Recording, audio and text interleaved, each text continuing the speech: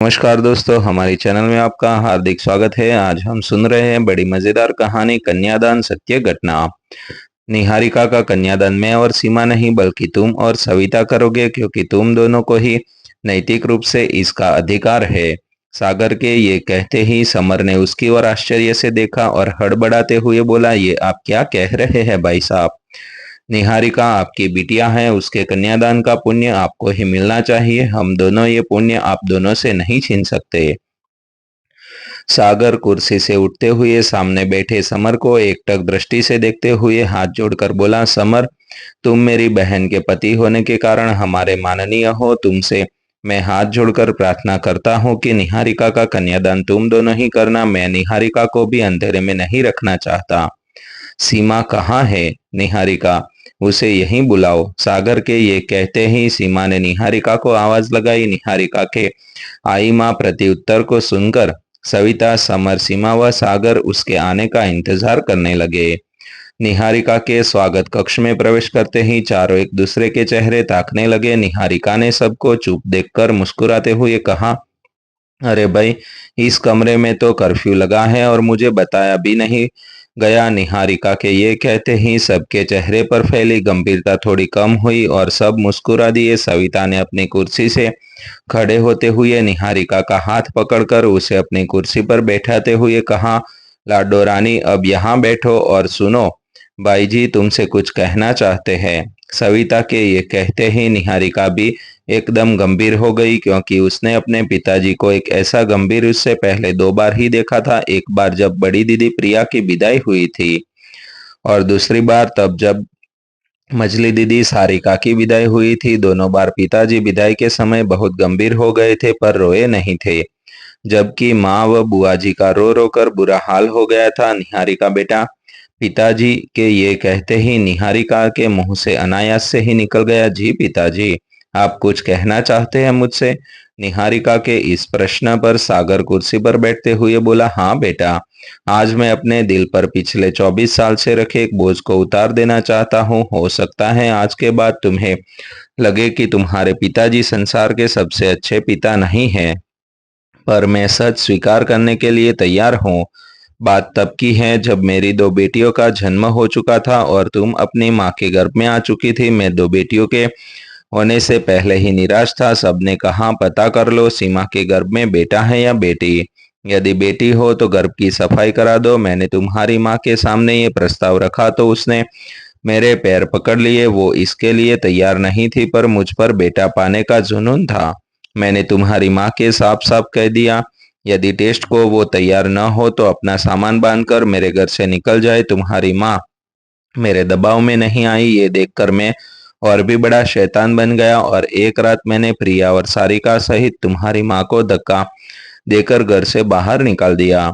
तुम्हारी माँ दर्द से कराती हुई घंटों किवाड़ पीटती रही, पर मैंने नहीं खोला। ये तुम्हारी दीदियों को लेकर मायके गई, पर वहां इसके भाई भाभी ने सहारा देने से मना कर दिया और कानपुर सविता व समर को इस सारे कांड की जानकारी फोन पर दे दी तुम्हारे मामा जी ने। सविता और समर जी यहाँ आ पहुंचे। सविता ने अब पहली बार मेरे आगे मुंह खोला था। उसने दृढ़ स्वर में कहा था, भाई जी, भाभी के साथ अपने ठीक नहीं किया। मेरे भी 3 बेटियां हैं। यदि मुझे इस तरह धक्का देकर घर से निकाल देते तब मैं कहाँ जाती और आप क्या करते? ये तो 2 बेटियों के होने पर ही संतुष्ट थे। मेरी ही जीत थी कि एक बेटा तो होना ही चाहिए। तब ये तीसरे बच्चे के लिए तैयार हुए। अब सबसे ज्यादा प्यार ये तीसरी बेटी को ही करते हैं और अपने इस डर से कि नहीं तीसरा बच्चा बेटी हो या बेटी न हो जाए, भाभी को फूल से बेटियों के साथ रात में घर से धक्के देकर बाहर निकल दिया। पर अभी इन बच्चियों के बुआ फूफा मरे नहीं। मैं लेकर जाऊंगी भाभी को बच्चियों के साथ अपने घर। अब भाई जी, ये भूल जाना कि आपके कोई बहन भी है। मैं जानता था कि सविता मेरे सामने इतना इसलिए बोल पाई थी क्योंकि उसे समर का समर्थन प्राप्त था। मैंने गुस्से में कहा था, जाओ तुम भी निकल जाओ। सविता ने अपना कहा निभाया और तुम्हारी माँ व दीदियों को कानपुर ले गई। वहीं कानपुर में तुम्हारा जन्म हुआ। यहाँ मेरठ में मेरा तबादला भी कानपुर में हो गया। स्कूल के एक कार्यक्रम में हमारे बैंक मैनेजर शर्मा जी को मुख्य अतिथि के रूप में बुलाया गया। उनके साथ मैं भी गया। वहां तुम्हारी प्रिया दीदी ने नृत्य का एक कार्यक्रम प्रस्तुत किया। प्रिया की नजर जैसे ही मंच पर से मुझ पर पड़ी तो वो नृत्य छोड़कर मेरे पास आकर मुझसे लिपट गई। वो बिखल बिखल कर रोने लगी और मैं भी। मेरी सारी हैवानियत को प्रिया के निश्चल प्रेम ने पल भर में धो डाला। मैनेजर साहब को जब सारी स्थिति का पता चला तो उन्होंने बीच में पकड़कर सारा मामला सुलझा दिया।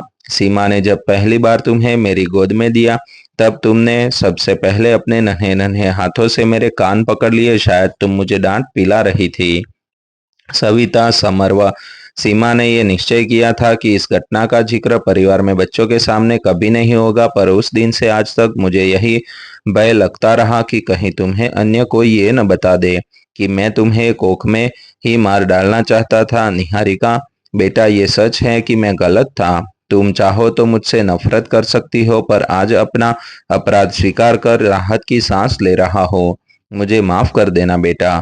ये कहते कहते सागर की आंखें भर आई। निहारिका ने देखा सबकी आंखें भर आई थी। निहारिका कुर्सी से उठकर सागर की कुर्सी के पास जाकर घुटनों के बल बैठते हुए बोली, पिताजी, ये सब मैं नहीं जानती थी। जानकर भी आपके प्रति सम्मान में कोई कमी नहीं आई, बल्कि मुझे गर्व है कि मेरे पिताजी में सच स्वीकार करने की शक्ति है। मेरे लिए तो आज आप मेरे वही पिताजी जो बैंक से लौटते समय मेरी पसंद की टोकिया अपने पेंट की जेब में भरकर लाते थे और दोनों दीदियों से बचाकर दो चार टॉफी मुझे हमेशा ज्यादा देते थे। और मैं भी पिताजी आपकी वही निहारिका हूँ जो चुपके से आपके कोट की जेब से सिक्के चुरा कर लिया करती थी। नहीं पता चलना था आपको। निहारिका के ये कहते ही सागर ने उसका माथा चूम लिया। समर भी ये देखकर मुस्कुराता हुआ बोला, अब निहारिका तुम ही निर्णय करो कि तुम्हारा कन्यादान में और सविता करे